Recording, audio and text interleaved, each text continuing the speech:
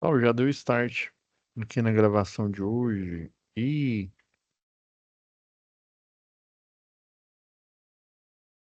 já vamos já de cara aqui já analisar o último exercício dos cinco para a gente já ficar livre para analisar. São dois exercícios lá de tensão e corrente alternada, mas assim eles são até mais tranquilos em relação à tensão que a gente vai ter que ter nesse agora, no último aí da atividade 5, tá?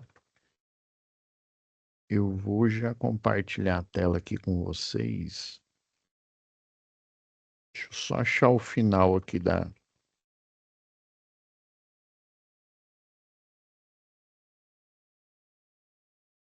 análise aqui para já deixar ela pronta, aberta, pra vocês entenderem.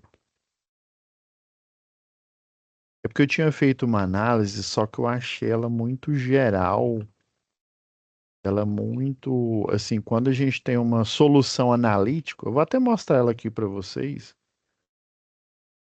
O objetivo aqui não é a gente fazer uma solução analítica igual o pessoal da engenharia faz.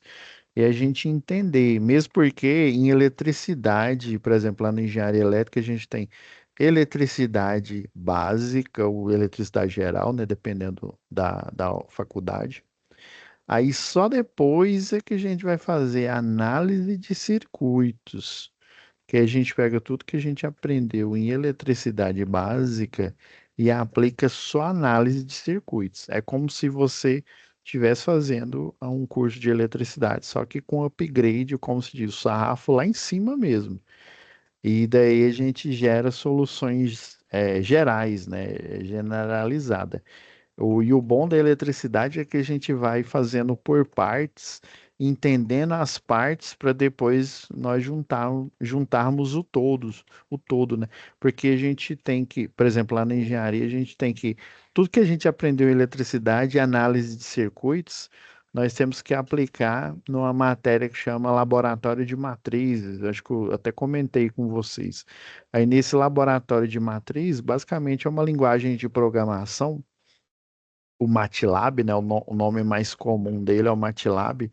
Ele é aplicado, né, no método científico quando, por exemplo, um engenheiro eletricista, um engenheiro eletrônico, um engenheiro de computação ou um de software aí, né, que é mais novo, ele tem que fazer o projeto ali de uma placa, de um circuito, até de um processador. Então ele tem que verificar alguns parâmetros, como o teorema de Thevenin com a máxima transferência de potência. Então, se for um circuito aí de potência aí que vai controlar o sistema escada, né? Professor, que sistema é esse? O sistema escada é o sistema de aquisição, né? De controle e aquisição de dados que controla, é como se fosse, vamos dizer assim, lá no filme lá do Exterminador do Futuro, não tem uma inteligência artificial que controla tudo e controla todos os tipos de exterminador, o T-8000, né? Todos os modelos, né? Do mesmo jeito, existe um sistema unificado, né, ecossistema integrado nacional, e ele tem algoritmos, e esses algoritmos aí, eles controlam todas as decisões. Tem um sistema, o CAG, né, que é o sistema de, eh, de controle e alívio de carga. A função dele é aumentar a velocidade de uma turbina, por exemplo, de uma hidrelétrica. Turbina de uma hidrelétrica é uma arquitetura chamada Francis, né? E ela tem, por exemplo, umas pás de controle e esse sistema CAG, quando o cliente vai entrando na rede, o eixo do gerador ele fica mais pesado, daí o sistema escada entende que ele tem que aumentar a vazão de água na turbina, ele aumenta a vazão, se não deu certo, ele muda a direção da pá para ela ter o máximo, né, a máxima performance ali nesse sistema aí de afundamento de carga, né? Aí o que que ele faz? Ele aumenta o valor da frequência, né, para equilibrar. Aí, se os consumidores, por exemplo, depois do horário de ponta, né, a gente vai ver isso melhor, a gente vai fazer essa análise melhor lá em eficiência energética. Aí, quando fora do sistema de ponta, né, ou seja, que você tem um pico aí de consumo no sistema elétrico de potência, ele pega e diminui essa vazão, porque aí os clientes eles consomem bem menos, né? Por exemplo, o residencial, ele numa hora dessa ele está dormindo no máximo uma luz ou uma lâmpada, né, da casa e a geladeira que fica funcionando 24 horas por dia, né? Às vezes nem isso, né? Nem a luz ele só deixa e tem gente que é canguinha, né? Que acha que desligar a geladeira, tem essa lenda urbana, né? Acha que desligar a geladeira à noite economiza. Não economiza, porque você desligando todo dia, na hora que você liga, ela vai entrar no ciclo de máxima potência. A não ser que ela tenha aquela tecnologia eco, que na verdade é um inversor de frequência e que ele faz controle aí da velocidade do turbo, ali do refrigerador ali, por exemplo. Tá? Então, essa análise de circuito, ela é de extrema importância para a gente. Deixa eu... Vamos aqui. Esse aqui é o último exercício, é o exercício 7 aí da atividade 5 e ele apresenta esse circuito aqui, tá? Nós temos aqui as... Ah, eu não tô... Agora que eu percebi que eu não tô compartilhando a tela. Foi mal, gente. Só um minuto.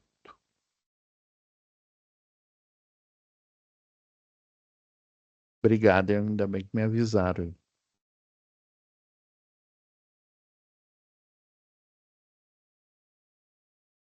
Peguei aqui a solução geral e vou só achar a solução.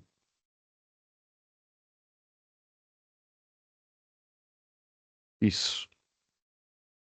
Vou até comparar as duas aqui.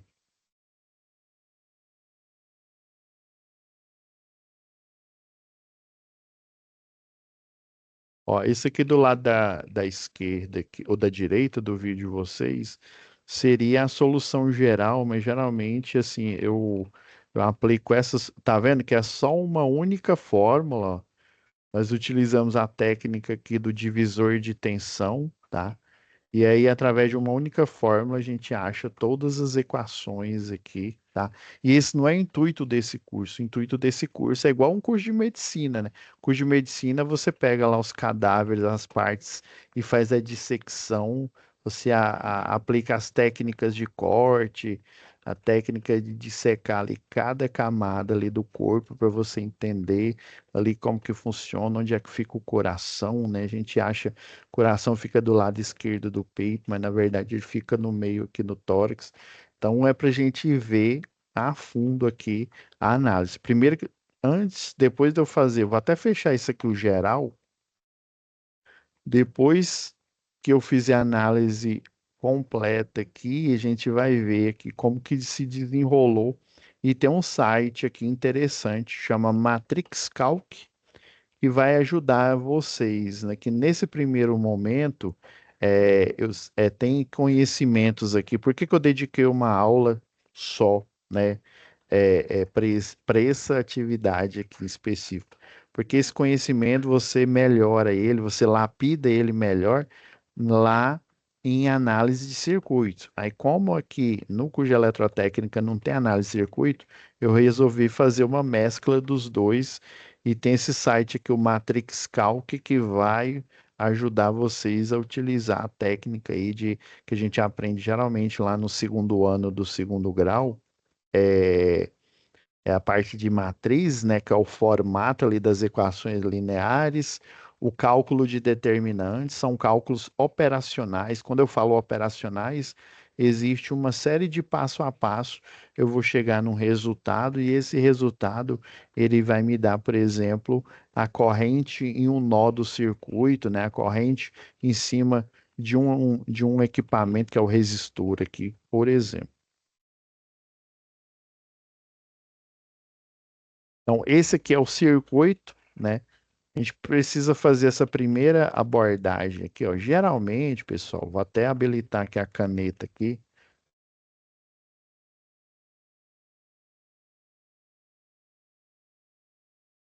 Geralmente, lá no circuito, inclusive no material que vocês têm aqui, quando a gente faz análise de circuito, as malhas, a gente cria as malhas aqui, ó. A gente faz essa espécie de circunferência aqui. Professor, o que que tem de mais difícil nesse circuito, de mais dificultoso que não tem nos anteriores? Porque o senhor levou só alguns minutos para fazer. O problema é esse daqui, ó. Por exemplo, se ele tivesse só a fonte 1 de 30 volts e o restante fosse só resistor, por exemplo, se no lugar da V3 e da V2 tivesse um resistor aqui, o que que a gente faria, né? A gente pegaria o resistor 7, o que seria um de outro nome aqui no lugar do V3, né? O resistor que estaria aqui no lugar do V3 e do 6. Isso aqui é a soma de resistores, né? Resistência em série. Depois ele viraria um resistor em paralelo com R2. A gente faria o produto pela soma, né? Do resultado desse com R2 e fim de jogo, né? E aqui, do mesmo jeito, a gente somaria os três aqui, ó, o R4, o R5 e o que substituiria o V2, né? E depois ele sairia no em paralelo, aí em paralelo o produto dividido pela soma, né? A gente encontraria esse resistor. Aí no final ficaria o quê? Ficaria três resistores em série, você somaria e acharia as correntes aqui. Seria, como se diz, mamão com açúcar, né? Mas nem tudo são flores, já diria o Joseph Cliff lá, né? O problema é isso daqui, ó. Eu tenho várias fontes em várias malhas. Se eu for fazer uma analogia aqui, isso aqui é um circuito, obviamente é um circuito eletrônico. Por quê? Porque tem uma bateria aqui, ó, o V1 é 30 volts, o V3 é 48 e o V2 é 60. Ok. Mas isso aqui poderia ser muito bem assim, substituído por um transformador que está aí, que está passando, não, né? O transformador não anda, né? Que estaria na frente aí da sua casa ou alimentando a rede do sistema elétrico aí da sua casa. E a esse cálculo operacional, o engenheiro não faz ele na mão, ele só faz quando ele está na faculdade, o eletrotécnico também, né? O eletricista, dependendo aí, se for industrial, a gente tem que fazer, porque o industrial ele tem que ter um conhecimento, o próprio nome já diz, né, da indústria e do mundo do trabalho, já é bem mais do que o eletricista de redes, o que fica lá no poste, né, e o predial. O industrial seria o eletricista que sabe mais, principalmente de eletricidade. Ele precisa saber, porque para ele seguir as especificações de uma máquina elétrica ali, né, para dar partida, dar o start, a gente vai ver no próximo módulo, né, não, no módulo, próximo não, né, é no módulo 2 a gente está no básico, né, o próximo vai ser o 1, no módulo 2 a gente vai aprender isso.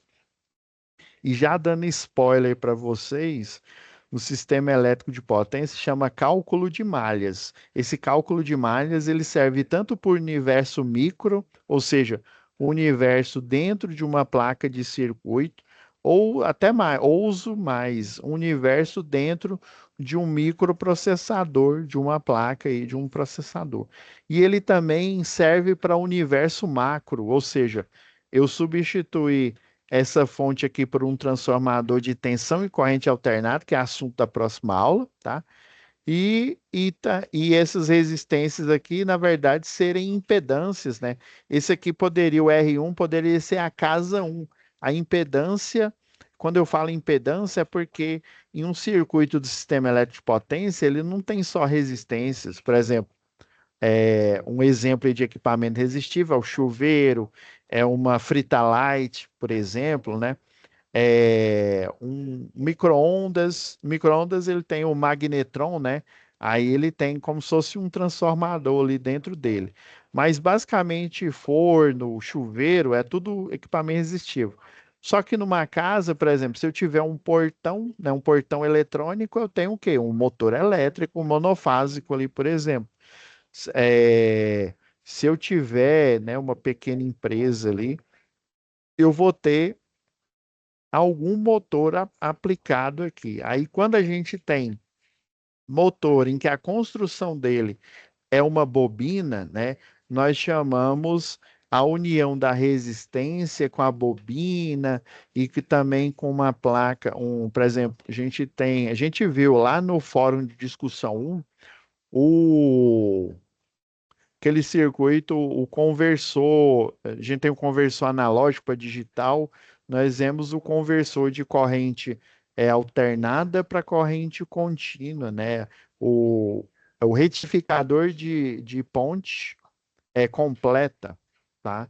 A gente viu isso na aplicação da frenagem de um motor, por exemplo, aí, né?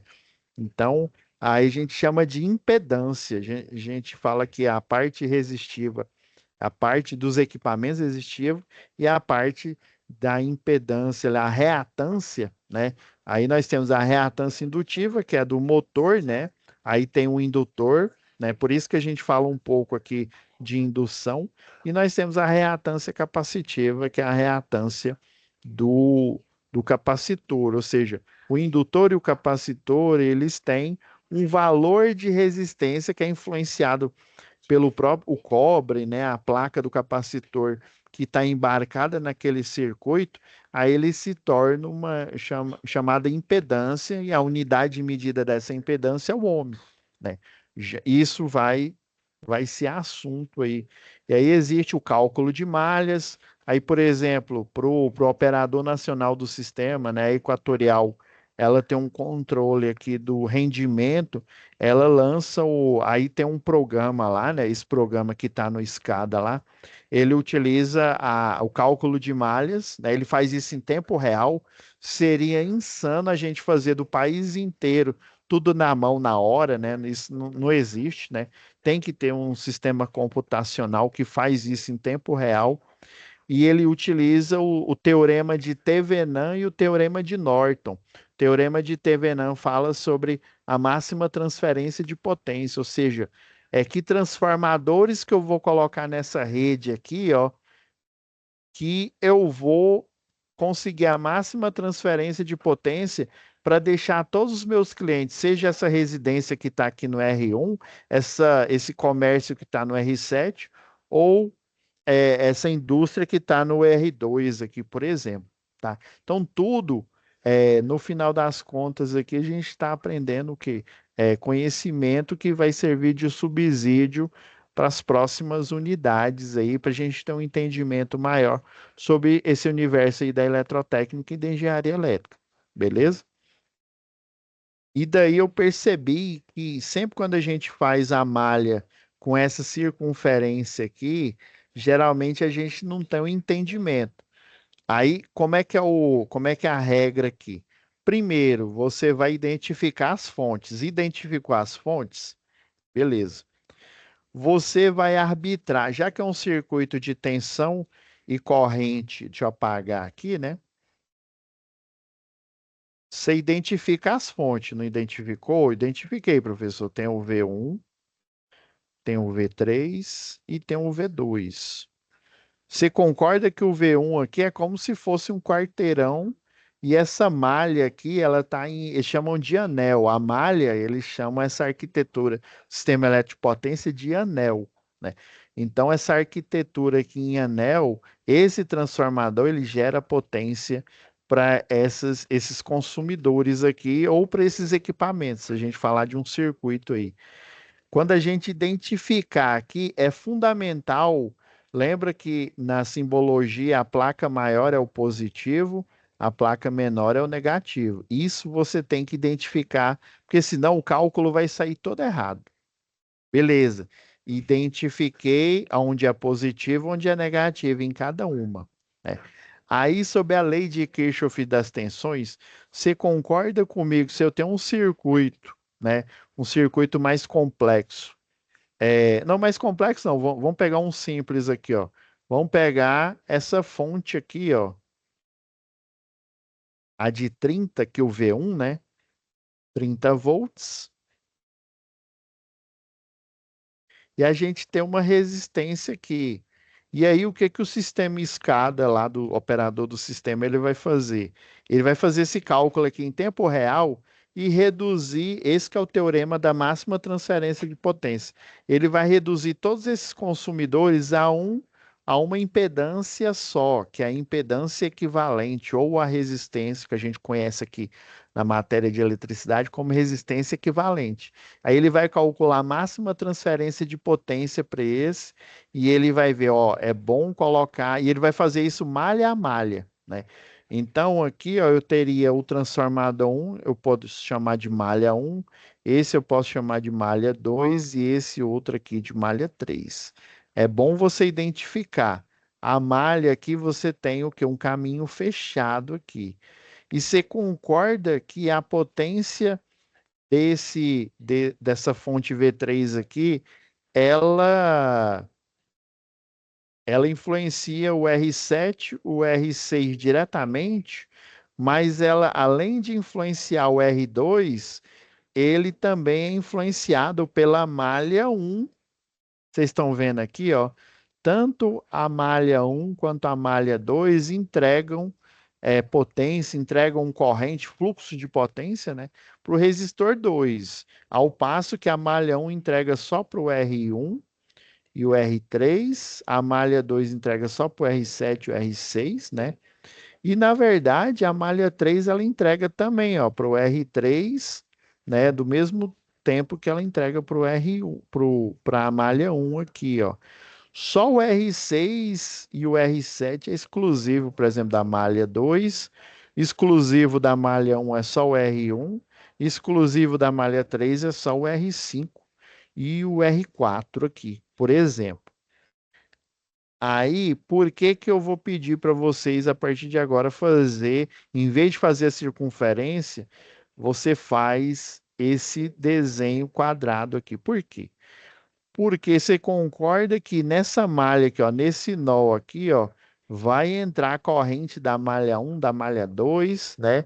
Já nesse outro nó aqui, ó, entra a corrente da malha 1, da malha 2 e da malha 3, ou seja, vai virar um nó. Aí por isso que o operador do sistema ele utiliza um outro algoritmo chamado algoritmo de Norton, ou regra de Norton. Ele utiliza dois, o teorema de Thevenin e o teorema de Norton. O teorema de Thevenin é para achar a máxima transferência de potência. Ele encontra também a impedância equivalente do sistema. Já o de Norton, ele encontra a corrente máxima desse sistema aí. Então, esses dois teoremas eles são utilizados em conjunto, são utilizados com computadores lá, né, em alto desempenho, e eles acham isso 24 horas por dia, em tempo real, enquanto o sistema elétrico está ligado. Seria insano a gente fazer isso. Se a gente não tivesse esse computador, pessoal, esse sistema escada, literalmente a gente viveria num apagão eterno. Porque antigamente, quando não tinha esse sistema computacional, o pessoal utilizava sistemas eletromecânicos. Aí, esse sistema eletromecânico, você faz uma espécie de inteligência burra. O que que é uma inteligência burra, professor? Você faz um sistema ali que ele já é pré-configurado, mas só que ele não tem o poder de decisão de calcular nada na hora. Já o sistema escada, ele é pré-configurado e tem o poder de decisão de tomar, né, algumas atitudes, e mesmo assim ainda tem um funcionário lá que ele trabalha sobre o regime de plantão, né? No operador nacional do sistema, né? Geralmente você faz um concurso para a EP, né? Empresa de Pesquisa Energética, e aí você fica lá de plantão. O salário é bastante alto, viu? Depois vocês dêem uma olhada aí, tem vaga para todo mundo, tem vaga para eletrotécnico, tem vaga. Eu estou até querendo trazer um professor, né, que ele trabalha para o sistema operacional, né, ou para o operador do sistema, para a região ali do Pernambuco, né? Eu vou tentar trazer esse professor no próximo workshop aqui, para ele falar sobre como que é o trabalho dele lá, né? Para ele explanar para vocês como que eles trabalham os algoritmos. É extremamente interessante, beleza? Então, o que que o Kirchhoff pensou? Ele pensou que a fonte, ela, vocês concordam que ela entrega potência, né? Ela entrega, que é o sinal de menos aqui, ó. A fonte,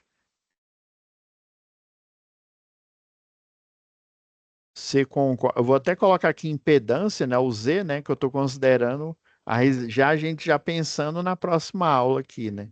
Então, vocês concordam que quando eu ligo esse equipamento, essa impedância aqui, né, seja no residência, indústria, no comércio aí, ele vai gerar uma corrente, né? Essa corrente aqui.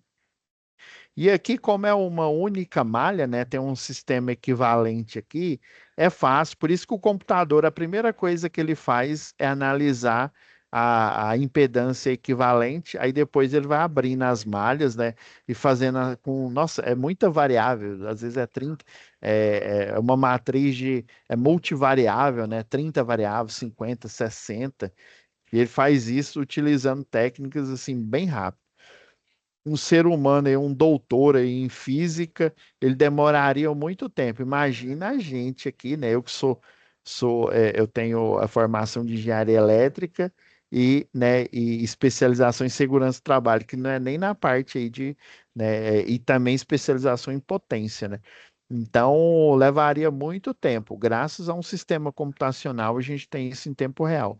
Aí o Kirchhoff percebeu que a impedância, ou seja, a carga, né, ela já é negativa, porque a corrente passa aqui, ó, porque um gera é, tensão e o outro consome a tensão. Aqui fica positivo, negativo aqui. Aí, você lembra que a gente acha pela primeira lei de Ohm lá, né? Lembra lá que a primeira lei de Ohm é resistência igual a tensão pela corrente. Como a gente tem a impedância aqui geral aqui, né? A gente quer achar, por e- vamos supor, a corrente aqui, ó, e a gente tem a fórmula da potência, né? Achando a tensão aqui a corrente, e a gente tem o valor aqui da impedância, eu consigo achar, né? Eu fecho esse circuito aqui, ó, porque é por isso que ele fala que a soma das potências em cada malha tem que dar igual a zero. Porque a potência aqui nada mais é que o valor da fonte aqui, que no caso seria 30 volts. Eu estou chutando, viu, aqui a resistência aqui. Vamos supor que a corrente desce, sei lá, 20 amperes. Estou chutando, viu? Não, 20 não, 15.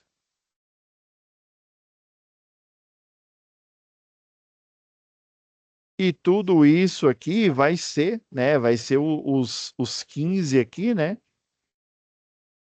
Vezes o 30, que aí daria essa potência de 450 aqui para o equipamento. Aí, se eu for fazer o somatório, como a resistência equivalente ela está em paralelo, ou seja, ela representa todo esse somatório de impedâncias aqui, né? Você concorda que a tensão dela é igual a 30 volts? Aí por isso que ele fala que o somatório da tensão da fonte, né, que é 30 volts, mais a fonte, né, que recebe, aí por isso que ele fala que ela é negativa, é por isso que ele coloca o sinal lá de negativo, né? A tensão, por exemplo, aqui é 30, né? Aí tem como eu achar a tensão através da impedância e através da corrente, né? A tensão da impedância aqui também é 30 volts.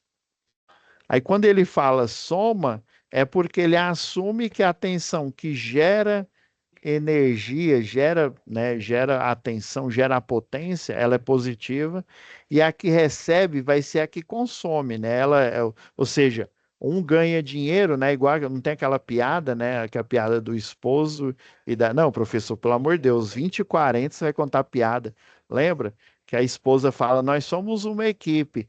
Você, marido, você trabalha e a esposa gasta o dinheiro. Então é uma equipe aqui, né? Então, eu sei que, desculpa aí, né?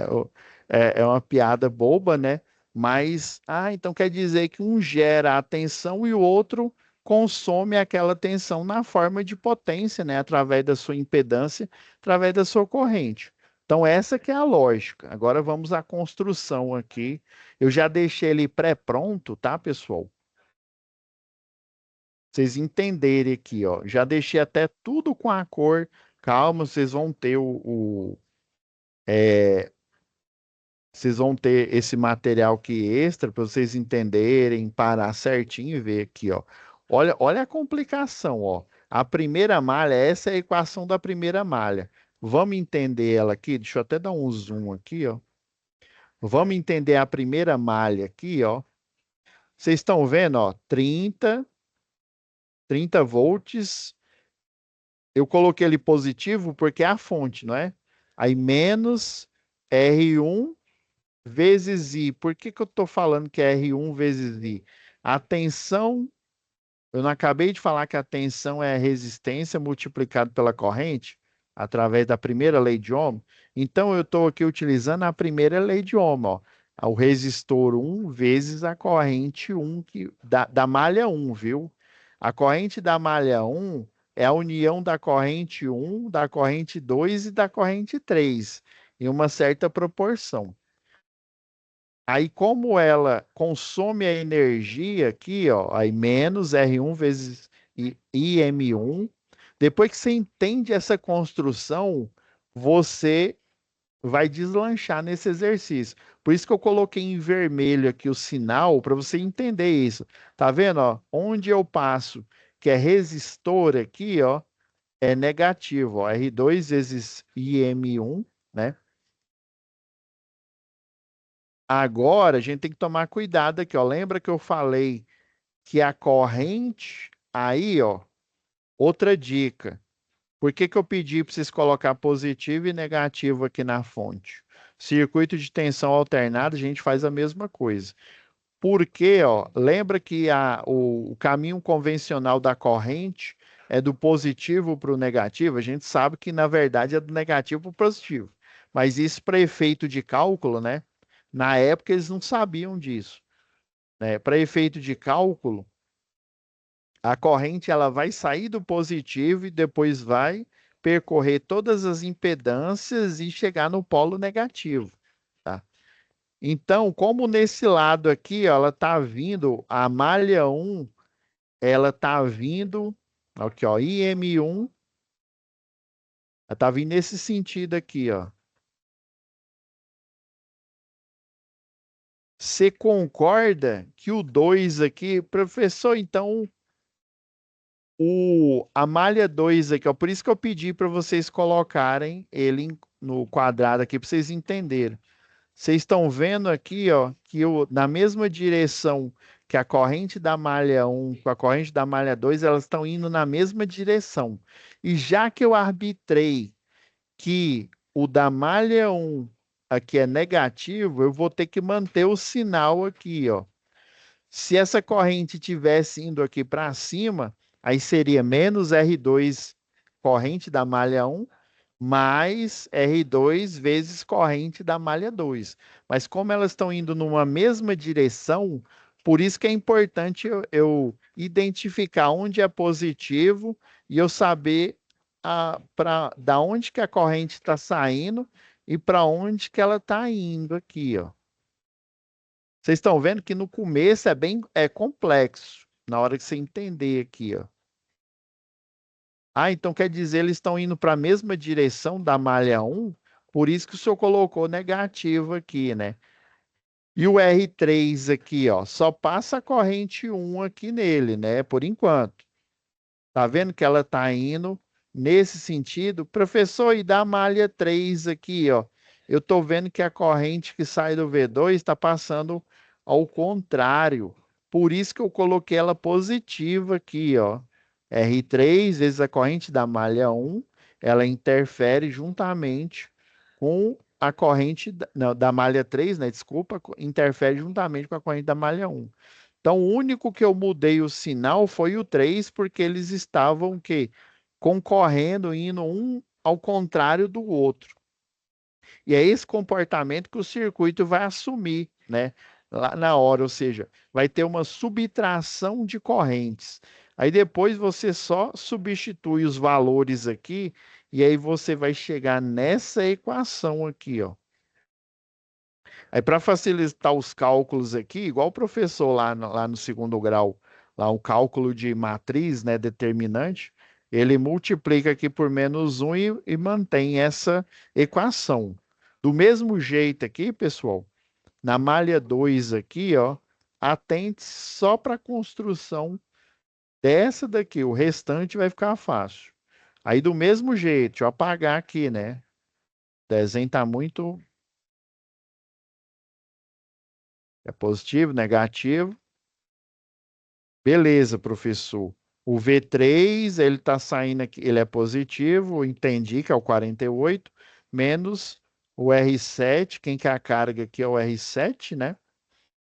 Vezes a corrente do 2, que eu ainda não sei ela. Tudo isso é só para a gente achar a corrente da malha 1, corrente da malha 2 e corrente da malha 3, tá? Mas é por isso que a gente transforma ele no algoritmo, né? Aí o computador faz isso com extrema velocidade. Aí, ó, menos R7 vezes a corrente do 2. Então, no R7, ó, só tem a corrente da malha 2, por isso que eu só coloquei uma vez aqui, ó. Aí no 2, aqui no R2, do mesmo jeito, ó. Ela é negativa, ó, R2 vezes a corrente da malha 2. E aí, como, do mesmo jeito, elas não estão indo na mesma direção, ó. Os dois não estão indo para baixo aqui, ó, na mesma direção, por isso que eu mantive o sinal da referência dessa malha, ó, do mesmo jeito que eu fiz na equação anterior aqui, ó, menos R2, né, e M1. Agora só faltou o 6, mas o 6, quem influencia apenas é a corrente da malha 2. Inclusive, a corrente da malha 2 é igual à corrente do resistor 6.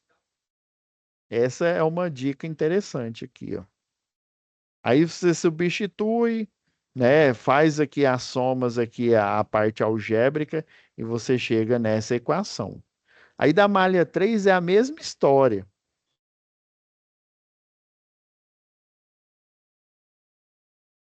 Só apagar as setas aqui. Aí da malha 3 é a mesma historinha aqui, ó. O V2, a fonte, que é a de 60 volts aqui. Aí você vai se atentar ao quê? Para a direção da corrente elétrica, ela sai do positivo e retorna à origem no negativo aqui, beleza. O V2 eu já sei que... E detalhe, se você no início da conta falar que a fonte é negativa, automaticamente você tem que chamar as resistências aí, né, as impedâncias de positiva, porque senão vai dar tudo errado. A primeira coisa é a referência, por isso que você tem que ser criterioso na escolha da polaridade, né? Você tem que arbitrar uma polaridade. Igual em circuito de tensão alternada, né? Não tem polaridade, mas mesmo assim, na hora que você está calculando, você tem que arbitrar uma polaridade. Você tem que falar que um é positivo, outro é negativo, porque senão o cálculo ele não termina no sistema possível e determinado. Professor, o que que é isso? Possível e determinado. Eu tenho uma única solução, ou seja, o que eles chamam de solução trivial, que é só existe uma corrente da malha 1, só existe uma corrente da malha 2 e só existe uma corrente da malha 3, né? Se ele for impossível, ou seja, não dá para você achar a corrente, né? Sempre é num sistema possível e determinado. Aí 60, né? O R3 aqui, ó, a gente lembra aqui, ó, que ele está em concorrência com a corrente da malha 1 também, ó. Aí por isso que é menos R3, corrente da malha 3, mais, já que ela está em oposição, né? A posição do menos é o mais aqui, mais R3 vezes M1, tá? Agora o R4 e o R5 aqui, ó, ele só tem influência da malha 3. Eles estão sozinhos, ó, não tem uma outra fonte acoplada aqui fazendo uma outra malha, né? Que aí teria 4 malhas. Então, ó, R4, aí menos R4 vezes a corrente da malha 3, menos R5 vezes a corrente na malha 3 igual a zero. Lembra a lei de Kirchhoff para as tensões? O somatório das tensões para as tensões positivas, que são as que geram o potencial elétrico e as que consomem o potencial elétrico, né? Uma você tem que arbitrar que ela é positiva, a que gera, a que consome energia é negativa. E se por algum motivo ela for positiva, é porque ela está em concorrência com outra malha. Esse é a única probabilidade. Entendi. Aí eu monto essa terceira equação. E para o final você chegar nessa equação linear com três equações e três incógnitas, né? Elas têm incógnitas em comum. E esse sistema de três equações e três incógnitas, ele é chamado aí no cálculo de matriz, né? Lá no curso de engenharia de álgebra linear, né?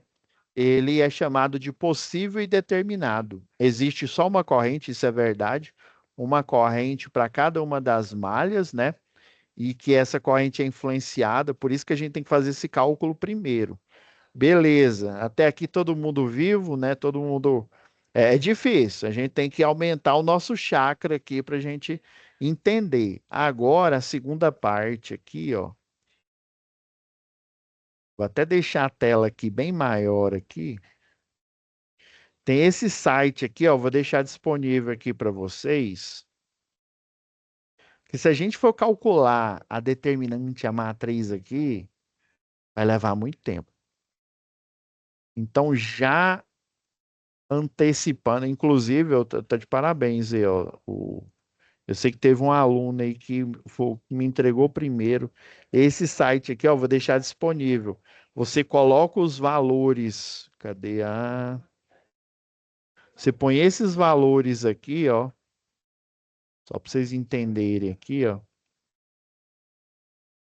A gente chegou aqui, não foi? No exercício, a gente encontrou aqui, ó.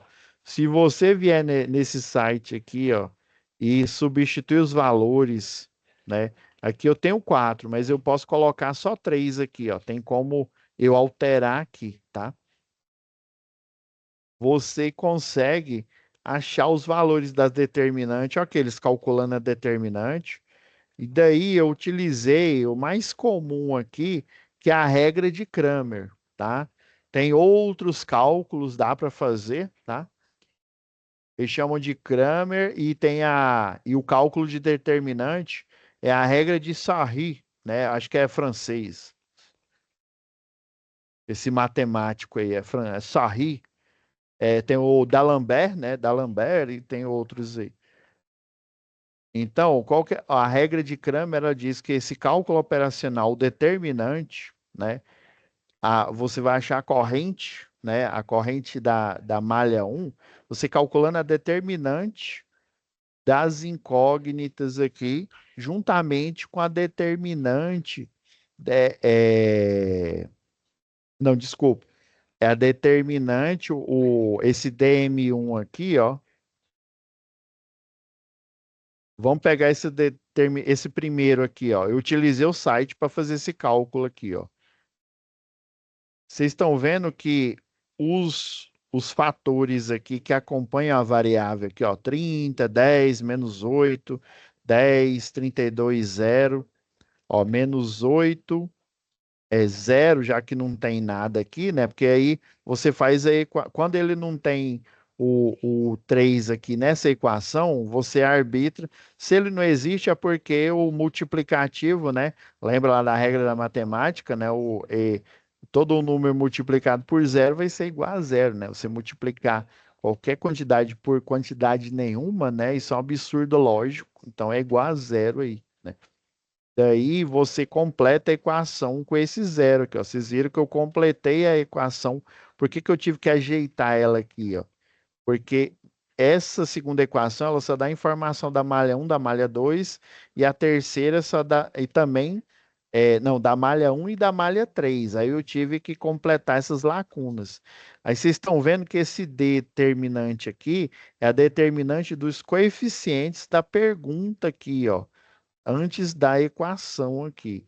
Aí esse D, né, esse determinante da corrente um aqui, aonde eu tenho na coluna onde eu tenho M1 aqui, por exemplo, eu vou substituir pela resposta aqui, ó. Vamos ver aqui o DM1 aqui embaixo aqui, ó.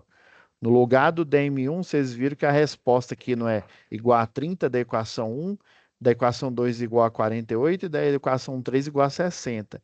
Vocês estão vendo que eu substituí a linha, a determinante da corrente 1 aqui, eu vou substituir a linha da variável pela resposta aqui e fazer esse cálculo. Ah, entendi. Então, essa determinante IM1, a IM2, a IM3, na hora que eu for executá-la, aonde eu tenho a variável do nome da determinante, eu vou substituir pelo 30, pelo 48 e pelo 60, respectivamente, na coluna aqui. Tá? E esse cálculo aqui, ó, eu utilizei a regra de Sarris. Eles chamam também de regra da borboleta aqui. Dá para você fazer. Esse daqui é o jeito mais rápido. Você multiplica aqui a diagonal principal, né, que chamam de asa direita, e depois você multiplica os elementos da diagonal secundária aqui, tá? E você faz. se- Por isso que eu deixei aqui, ó, a diagonal principal aqui, ó, só para vocês verem que o cálculo, ó, 30 vezes 32 vezes 33, né? Mais a outra parte que é a vermelha aqui, ó, 10 vezes zero, aí leva a seta aqui para o -8, ó, vezes 8 mais menos, ó, a asa negativa aqui, ó. -8, ó, isso, -8 vezes -32. Esse daqui, ó. Daqui para cá, ó. Senão a gente se perde aqui, ó. -8 vezes -30, ou vezes 32 vezes -8. E tudo isso daqui, ó, depois o sinal que dá aqui, ó, por isso que eu coloquei esse negativo em vermelho, para depois que eu calculo essa parte aqui, se der negativo, menos com menos vai dar mais, né? Se der positivo, ele vai continuar negativo. Por isso que eles chamam de asa negativa aqui da regra, essa regra de Sarris ou regra da borboleta aqui, ó. Aí essa determinante, ó, deu 26.332. Então, você vai fazer esse cálculo operacional aqui, utilizando a regra de determinante. Professor, igual alguns alunos uma vez falaram: Ah, eu vi, você está mostrando coisa de faculdade. Não, isso você vê no segundo grau. Ah, professor, não vi. Então, infelizmente, você ganhou na Mega Sena ao contrário. Infelizmente, não te deram esse conteúdo. Deveriam ter te dado esse conteúdo aqui, esse determinante. Então, você utilizando a regra aqui de Cramer aqui, ó, você acha a corrente na malha 1, a corrente na malha 2 e na malha 3. Beleza. Achei a corrente, aí por isso que eu já deixei até resolvido aqui, ó. O que que ele quer saber? A corrente 2, o I2, né?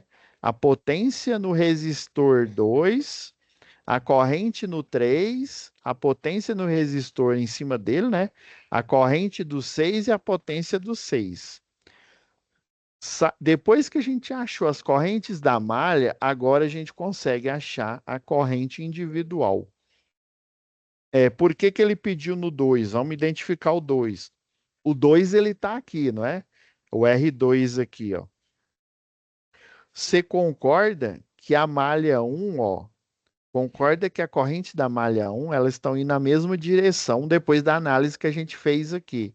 Então, essa corrente 2 aqui, ó, o, desculpa que o I2 que está entrando nesse nó aqui que eu chamei de A aqui, ele na verdade é o somatório dessas duas correntes aqui, a corrente da malha 1 e a corrente da malha 2. Vocês entenderam? Vocês entenderam a lógica aqui? Vou até apagar aqui, ó. Apagar esse A aqui de preto. Ele não tá deixando apagar esse outro, não. Mas aqui, ó. Vocês entenderam que a corrente da malha 1 é igual por exemplo, a corrente da malha 1 é a mesma corrente do I1 aqui. Aí ele entra aqui no nó A e divide, né? Indo uma corrente para lá, que no caso, como a fonte ela gera energia, a corrente vem desse lado aqui incrementando, né? O I2, a corrente em cima do resistor 2, ela vai ser a união do M1 e do M2 aqui, ó. Aí é 1,8 que a gente tinha achado aqui, né? Mais 1,3 que deu 2,31 amperes. Agora, a outra pergunta, né? Que aí a potência, aí você calcula, né?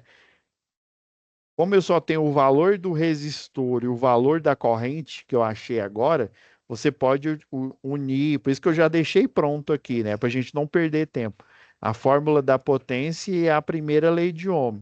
Você faz a união delas e dá para você achar pela fórmula da potência dissipada, né? Utilizando só o valor da resistência ou da impedância. É assim que o sistema escada faz o cálculo automático em tempo real, né?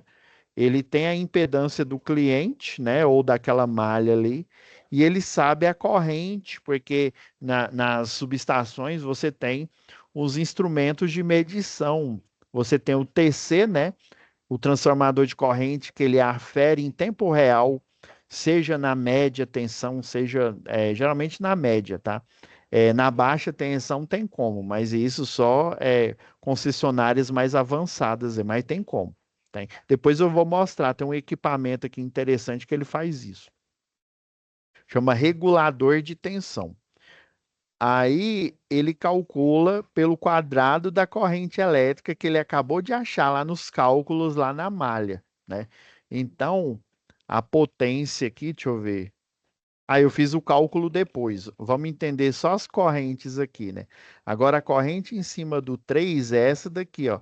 Lembra que a corrente da malha um e a corrente da malha 3 estão concorrentes? Então você vai pegar aqui, ó, uma menos a outra. O problema é que você pode pegar a M1, que é menor, menos a M3, que vai dar menos 0,93. Você concorda que, independente da ordem, né? Vamos dizer assim, a ordem dos fatores, isso é para produto, né? Mas a ordem aqui, independente, né? Se os dois estão concorrendo, de qualquer forma, eles é uma subtração. Se o valor que você faz aqui ele deu positivo, quer dizer que você fez a análise correta. O valor em si, o 0,93 amperes, é o valor real, tá? Se você pegar 1,18 menos 2,11, vai dar menos 0,93. Só que a gente sabe que não existe corrente elétrica negativa. Então, o sistema escada ele literalmente ele ignora lá o algoritmo, né? Ele ignora o sinal e ele já tem, né? Ele faz a aferição, mas ele também compara com os cálculos computacionais dele. Ele faz a aferição em campo, né? Lá com os instrumentos de medição, né? Com o TC, que afere corrente, e o TP, que afere tensão, tá? E ele também calcula para ver se está tendo coerência, né? Porque ele calcula, por exemplo, deu 0,93 e lá está aparecendo, por exemplo, 18 amperes, né? Isso quer dizer que pode ser que esteja um equipamento que esteja, né? Deve estar um superdimensionamento e daí isso pode fazer com que algumas proteções abram, né, operem ali no caso, né? Aí se ele olha a corrente está tendendo ao infinito e a corrente calculada é 0,93, então ele entende que está acontecendo um curto-circuito. Se a corrente for muito alta é um curto-circuito. Se a corrente for um valor acima do valor calculado, ele entende que é uma sobrecarga, ou seja, tem mais equipamentos, né, naquela parte ali. Aí ele vai direcionar barramentos, ele vai fechar barramentos de outra. Por exemplo, ele está usando uma hidrelétrica, aí ele pega, utiliza de uma eólica, por exemplo, e acopla aquela potência, aquele fluxo de potência para aquele barramento, para ele conseguir suprir essa corrente que originalmente ela deveria ser 0,93. E no R6 aqui, ó, lembra que no R6 a corrente aqui, ó, ela tá, ela é a mesma da malha 2 aqui, ó. Por quê? Você concorda que no R6 a única influência que ele tem é da malha 2, ó, não tem influência nem da 3 e nem da 1. Então, só pode ser que a corrente do I6 é igual da malha 2, que é 1,13. Aí depois você utilizando esse raciocínio aqui, ó, você consegue achar as potências de cada um dos resistores, utilizando, né, a primeira lei de Ohm juntamente com a lei das potências elétricas. Ufa, né? Finalizamos aqui com sucesso. Então, o que que eu vou fornecer para vocês, depois vocês entenderem o cálculo, né? Para vocês digerirem aí, quem ainda não fez, né? Vou fornecer o site aqui, né? Esse, para vocês acompanharem o cálculo, até fazer aí no caderno aí, de forma calma aí, e acompanhar todo o passo a passo aqui que eu fiz nesse algoritmo aqui, beleza? Então é isso, pessoal. Próxima aula vai ser a última da UC. Nós vamos analisar os dois exercícios juntamente com a teoria. Vai ser uma aula especial aí, né? Juntamente com os dois exercícios de tensão e corrente alternada, juntamente com a teoria relacionada. Beleza? Que aí eu vou complementar na hora que a gente chegar lá em eficiência energética. Que aí a gente vai fechar mais essa peça no quebra-cabeça. Então é isso, pessoal. Fiquem com Deus e até a próxima web aula. Vou parar aqui a nossa gravação. Até mais.